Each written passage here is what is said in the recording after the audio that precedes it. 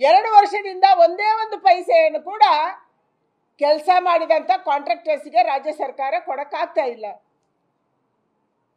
ಬೇಲೂರು ಗೋಪಾಲಕೃಷ್ಣ ಹೇಳ್ತಾರೆ ಜಮೀರ್ ಖಾನ್ ಅವರನ್ನ ಕೈ ಬಿಡಬೇಕು, ಭ್ರಷ್ಟಾಚಾರ ನಡೀತಾ ಇದೆ. ಇವತ್ತು ಜಮೀರ್ ಖಾನ್ ಇವತ್ತು ಮಾತಾಡೋದನ್ನ ನಾನು ನೋಡಿದೆ, ನನಗೆ ಆ ದರಿದ್ರ ಬಂದಿಲ್ಲ ಅಂತ ಹೇಳಿ. ಜಮೀರ್ ಖಾನ್ ಅವರೇ ಅಂದರೆ ಮನೆಗಳು ಎಲ್ಲೋಯ್ತು. BR ಪಾಟೀಲ್ ಯಾಕೆ ಮಾತಾಡಿದ್ರು? ನಿಮ್ಮದೇ ಶಾಸಕ. BJP ಅವರು ಮಾತಾಡಿದ್ರೆ ರಾಜಕಾರಣಕ್ಕಾಗಿ ಮಾತಾಡಿದ್ರು ಅಂತ ನೀವು ಹೇಳ್ತಾ ಇದ್ರಿ. ಆದರೆ ನಿಮ್ಮದೇ ಶಾಸಕರು ಇವತ್ತು ಈ ಸರ್ಕಾರದ ವಿರುದ್ಧ ತಿರುಗಿ ಬೀಳ್ತಾ ಇದ್ದಾರೆ, ಸಿಡಿದೇಳ್ತಾ ಇದ್ದಾರೆ. ಯಾಕೆಂದರೆ ಕರ್ನಾಟಕ ರಾಜ್ಯ ದಿವಾಳಿ ಕಡೆ ಹೋಗ್ತಾ ಇದೆ. ನಿಮ್ಮ ಹತ್ರ ದುಡ್ಡಿಲ್ಲ, ಸಾಲ ತಂದ ದುಡ್ಡನ್ನು ಕೂಡ ಇವತ್ತು ಭ್ರಷ್ಟಾಚಾರ ಮಾಡೋದನ್ನು ನೀವು ಮಾಡ್ತಾ ಇದ್ದೀರಿ. ಭ್ರಷ್ಟಾಚಾರದ ಕೂಪ ಅದು ಇವತ್ತು ಕರ್ನಾಟಕ ರಾಜ್ಯ ಸರ್ಕಾರ. ಡೆಲ್ಲಿಯ ATM ಆಗಿ ನೀವು ಕೆಲಸ ಮಾಡ್ತಾ ಇದ್ದೀರಿ.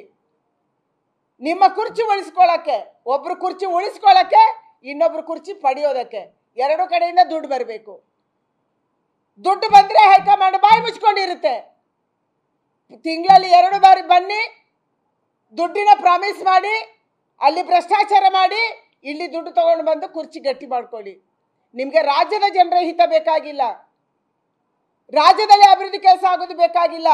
ಇವತ್ತು ಕೃಷ್ಣಾ ನದಿ ನೀರಿನ ಹಂಚಿಕೆಯಲ್ಲಿ ನಮ್ಮ ನೀರು ಕೂಡ ಕೈ ತಪ್ಪುವಂತ ಒಂದು ಸಂದಿಗ್ಧ ಪರಿಸ್ಥಿತಿ ಕರ್ನಾಟಕಕ್ಕೆ ನಿರ್ಮಾಣ ಆಗಿದೆ. ಯಾಕೆಂದ್ರೆ ಕರ್ನಾಟಕ ರಾಜ್ಯದಕ್ಕೆ ಯಾವ ನೀರು ಕೃಷ್ಣಾ ನದಿ ಹಂಚಿಕೆಯಲ್ಲಿ ಸಿಕ್ಕಿತ್ತು ಅದನ್ನು ಉಪಯೋಗಿಸಿಕೊಳ್ಳುವಂತ ಯೋಗ್ಯತೆ ಕೂಡ ಈ ಸರ್ಕಾರಕ್ಕಿಲ್ಲ. ಇದು ಇವತ್ತು ಪರಿಸ್ಥಿತಿ. ಅದಕ್ಕಾಗಿ ನಾನು ಆಗ್ರಹ ಮಾಡ್ತೀನಿ, ತಕ್ಷಣ ಸಿದ್ದರಾಮಯ್ಯನವರು ಜಮೀರ್ ಖಾನನ್ನ ಮಂತ್ರಿಮಂಡಲದಿಂದ ಕೈ ಬಿಡಬೇಕು. ಹಲವಾರು ಆರೋಪ ಇದೆ ಅವರಿಗೆ.